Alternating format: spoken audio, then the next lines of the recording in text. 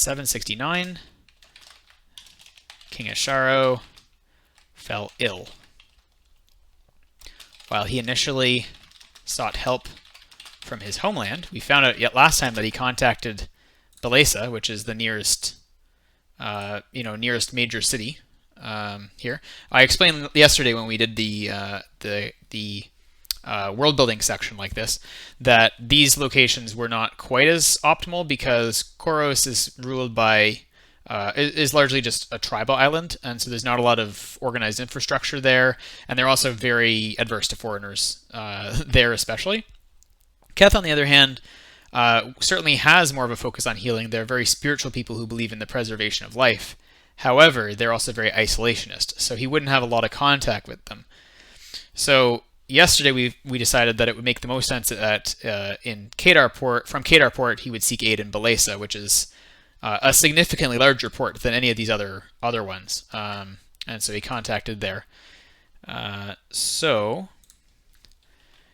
he initially sought help from his homeland, Belesa would send no aid, and that took some time to even try. So he's suffering with this disease and still not finding anything. So a year later, finally, or a couple of years later, he finally secures a healer to come to his aid from the city of Sanazar. So in 771, aid was finally found in the form of a healer dispatched from Sanazar. By 773, Asharo was cured of his illness. So at some point, maybe in the future of these world building streams, we'll have more information about, illnesses and some of these other things that I can then weave into these articles as well later. But for now, I'm just kind of, especially just to start off, we're just going to start with throwing around some historical characters and starting to flesh out some of these parts of the timeline so we can see what more will happen next time. All right, so I think that's all we have for King Asharo right now. So we're going to go ahead and save this.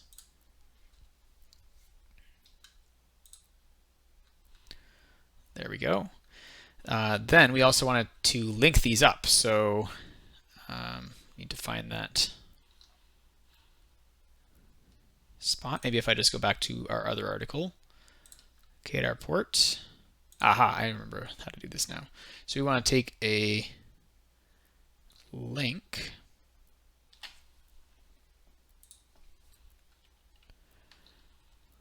to King Asharo, and then we're going to go in and edit Kedar Port and make that a connection there.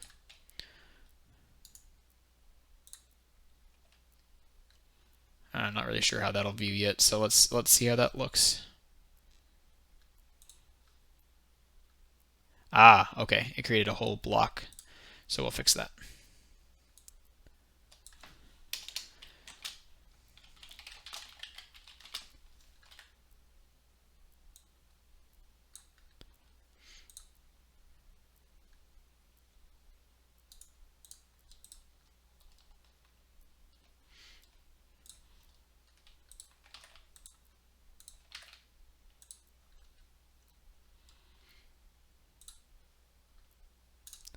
All right, thanks for bearing with me there. So, Kedar Port.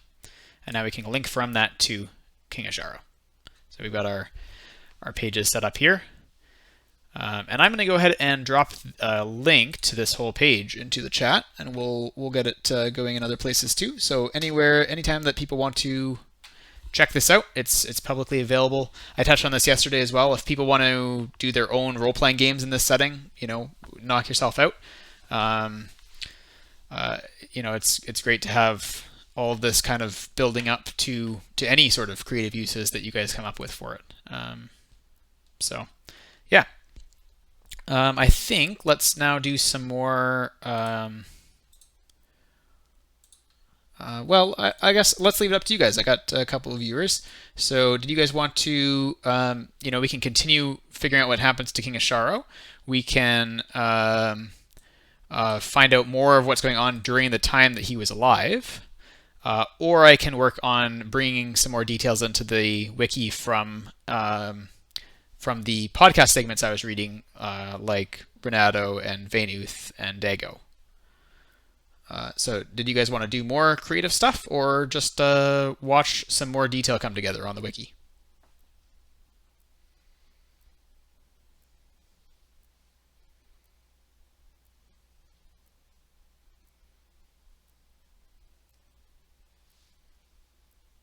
Oh, that's a good question too. Yeah, so basically what I'm going to do with the world building, I mean, it'll be easier once we kind of are doing this every day. That once this becomes a regular portion of the stream and people are interacting with it. My goal then is to kind of block these time periods out. So on my Twitch schedule here, I can bring this. Well, it might go crazy with camera inside of a camera inside of a camera. So I better not do that. But on my Twitch page, you can check the schedule tab at the bottom, and that will actually show when I'm live and when I'm not.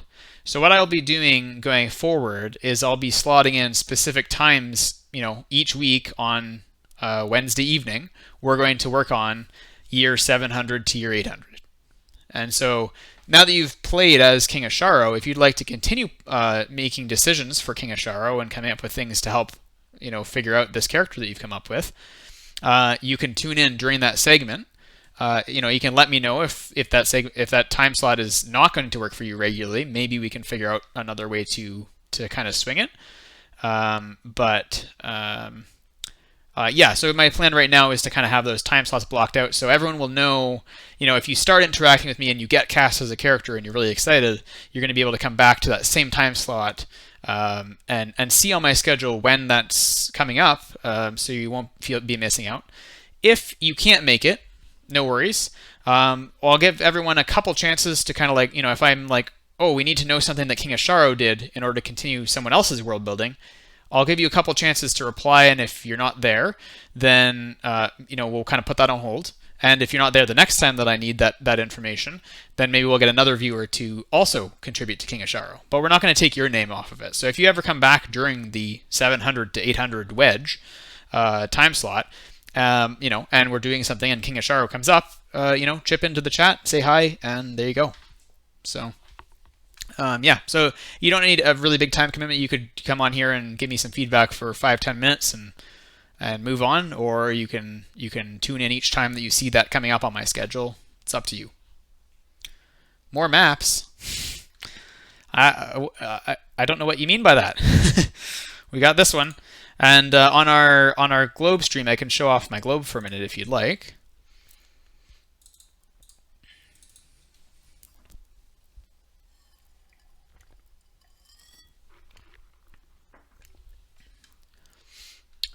So this is what we were working on for some of the other segments on the show so far. So Monday and Tuesday, we actually finish off this northern coastline of this continent and this rocky shore here where there's some tectonic activities and whatnot. And then we've started just today on this stretch. So we did all of this today, kind of developing this southern continent. And I kind of touched on my process here and how I'm moving it from 2 dimensions to 3 dimensions so that we can convert it between a map for my websites and for you guys to access, as well as making sure that it'll look good in 3 dimensions in case I want to create a physical rendition of Gethra's globe, or even just make sure that it's a realistic looking world. So this is kind of one of those projects that I've been working on, and you can definitely find on YouTube or oh, thanks, Gethra Citizen. All right, you can definitely find on YouTube or on my Twitch VODs. You can also find those segments if you're curious, and you can see more about the process of how I'm making them and all of that. So.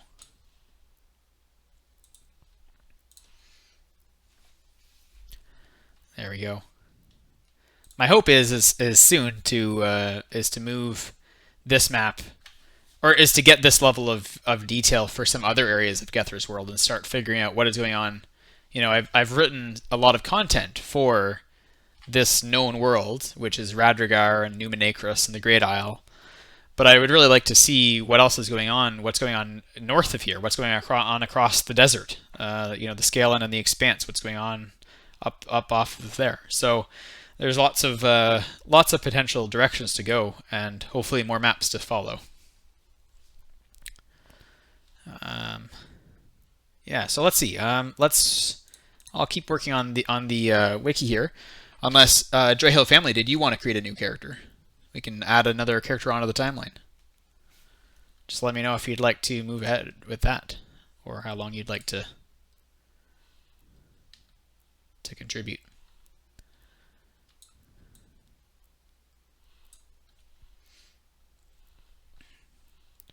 So how can I get back to that edit map? There we go. All right, so we also knew that Dago is up in Elakar, so let's add on a city for Elakar. City.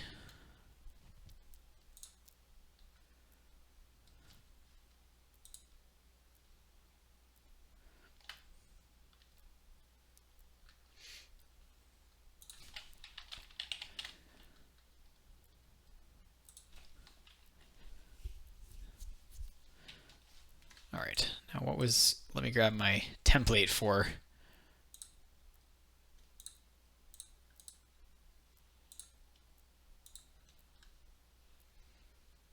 the thing here. Location, year established, and current sovereignty.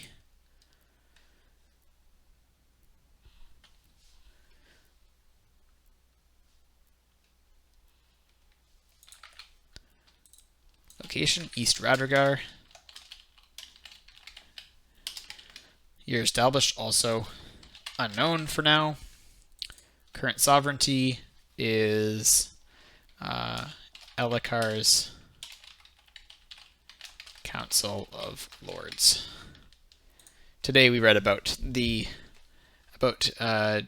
and he encountered Lord Shay on the boat as they were taking him out of the city. Okay, let me just start zooming around like crazy. Where does it link to? This will link to a location article. Create a new one called Elakar, which is a settlement. Create a link. There we go. And we also read about Vaynuth, who is in Rainrest.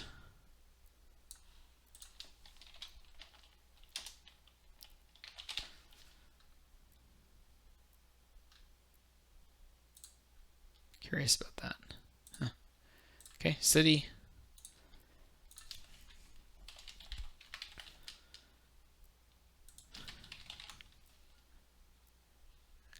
Actually, we're going to make that a town. It's not tiny, but it's not huge either. So we'll make that a town for now. All right, and location, Numenacris, year established, unknown, current sovereignty, the Eternal Emperor.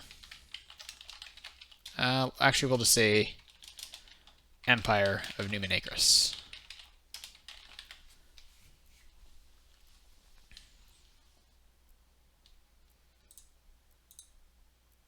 And it links to a location, which is Rainrest.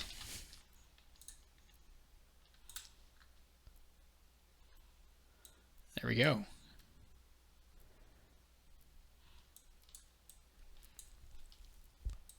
So those are our kind of settings so far. But we also have some other stuff we can add in from those other storylines. So we've got some characters we can add from Vaynuth's story. So I'm just going to open that up again, and we'll start adding in some more articles. Oh, these ones aren't published yet. Okay.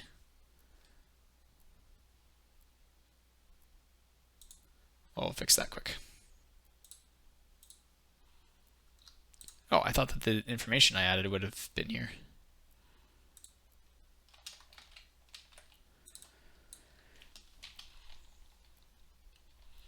All right, so we're going to add in here the same stuff. Numenacris, Year established unknown. Current sovereignty, the Empire of Numenacris.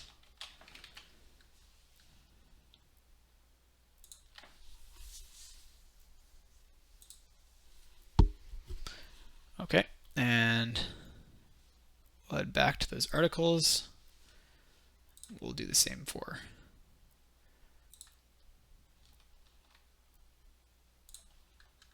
Elakar.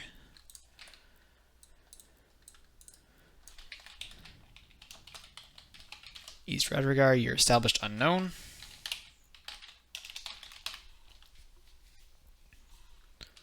Current sovereignty, Elakar's Council of Lords.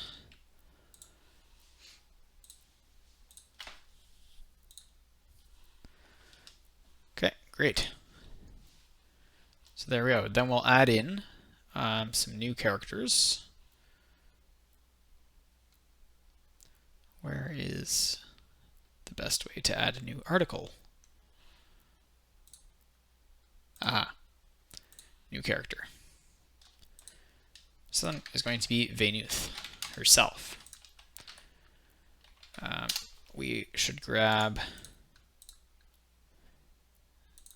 this little blurb. And we're going to take a look at the timeline here again. So we're going to skip forward all this time to the present. And we're going to look for, well, actually, we can just search on the timeline here. Vaynuth.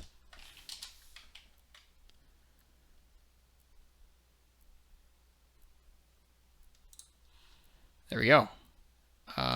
Born 1451. I'm just going to copy that right out of there. 9th of the 5th moon.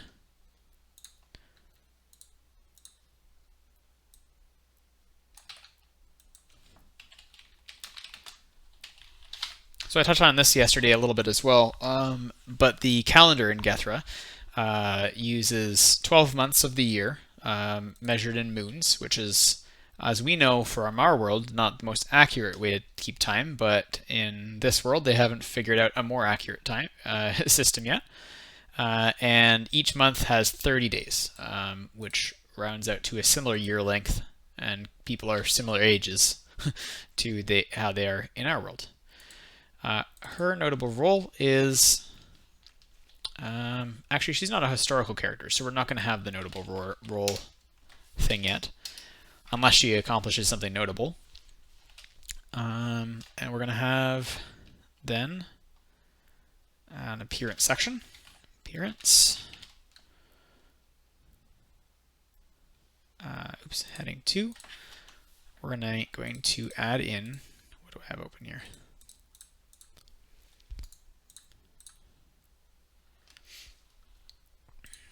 We're going to add in some character artwork.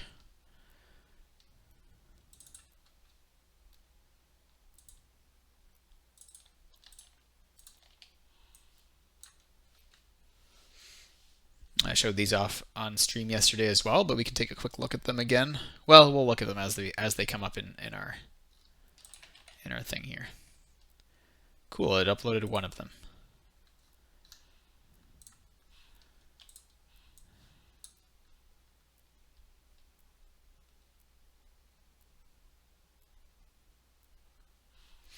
So we have Dago, we've got Heirloom and Mirish.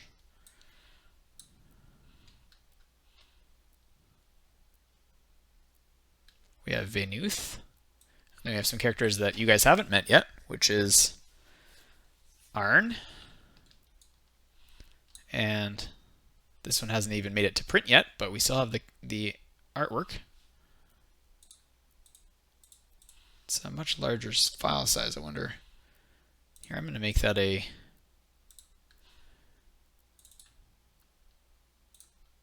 We're going to save that as a better file.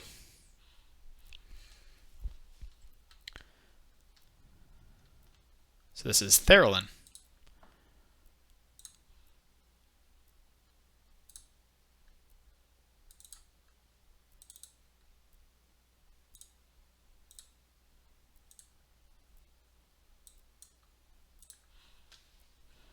There we go.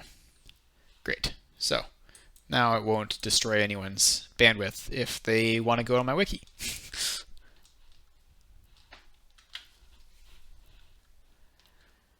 All right. So let's see if this image copying works any better this time.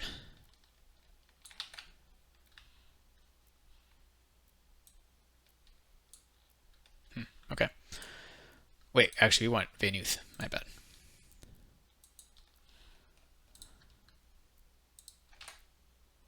Ooh. Can I change some properties here? Still getting the hang of this wiki here.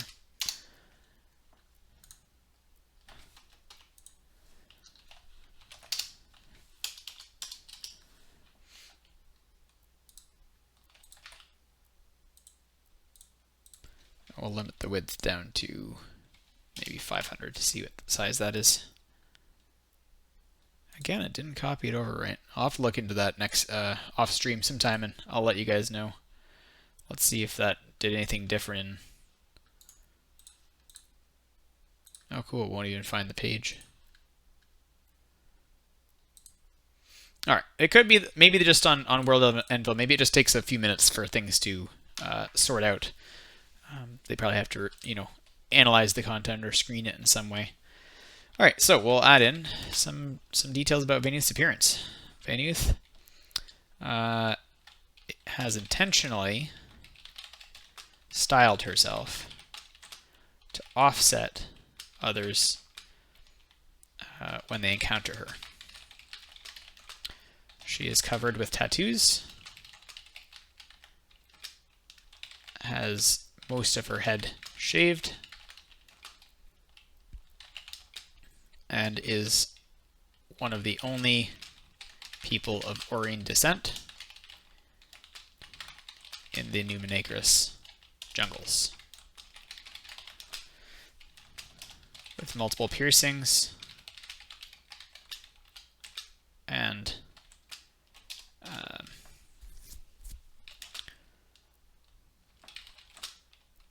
a sharp glare, she can keep others away when she wants to. She also has 2 brands, one from her days as a slave between her shoulder blades,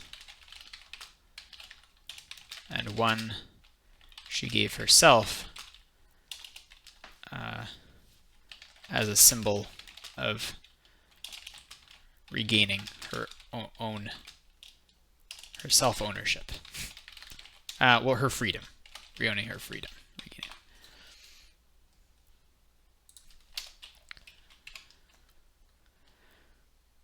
All right. And she is, of course, if she was born in 1451 and the story's in 1478, she is 27 old during her first chapter, Venuth 1.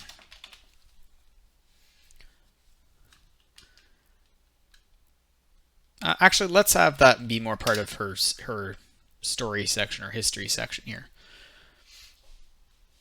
Oh, nice, thanks. Oh yeah, I should have added as well while I was doing these. I think I will add in here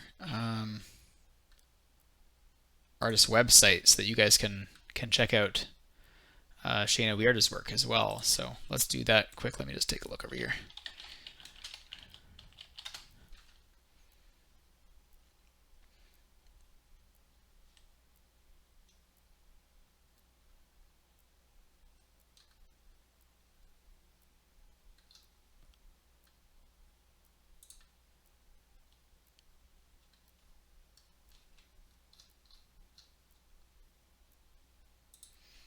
I will have to get in touch with Shayna and let you guys know. So I will add in here at some point a link of Shayna's choice, but we can add her name in at least.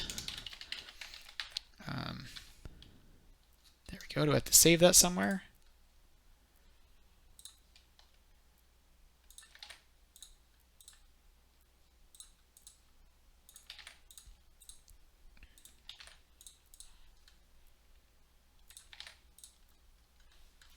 Awesome.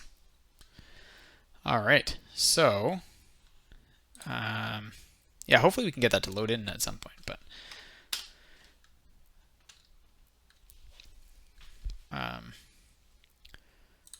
oops. So I cannot do that. That's annoying. Okay, so we don't want that to be a heading. Bio.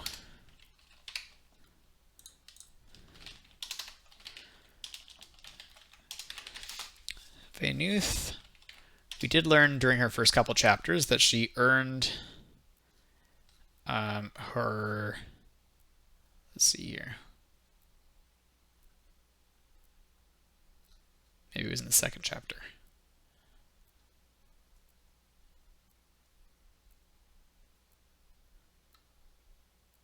Well, anyway, although I think we did name her Master, or not Master, but the previous.